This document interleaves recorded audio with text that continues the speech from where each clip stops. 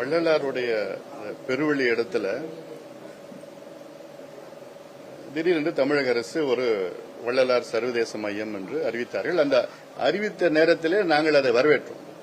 இது நிச்சயமா அவசியமானது. வள்ளலாருடைய புகழ் உலக அளவிலே பரவ வேண்டும் நோக்கம். ஆனால் அதன் பிறகு ஒரு அறிவிப்பு, இங்கே இந்த பெருவெளி இடத்தில் 70 ஏக்கர் இடத்துல இதில் மிகப்பெரிய அளவிலே கட்டுமானங்களில் நாங்கள் கட்டுவோம், வணிக வளாகங்கள் எல்லாம் கட்டுவோம் என்றெல்லாம் அறிவித்தது. இது ஏற்புடையதல்ல. இது மக்கள் ஒரு துளியும் விரும்பவில்லை. இந்த வடலூர் பகுதி மட்டுமல்ல, இந்த மாவட்டம் மட்டுமல்ல, தமிழக மக்களும் உலகம் முழுவதும் இருக்கின்ற வள்ளலார் பக்தர்கள் யாருமே இதை விரும்பவில்லை. தயவு செய்து நான் சொல்றேன், இதுல கை வைக்காதீங்க, உங்களுக்கு நல்லது கிடையாது.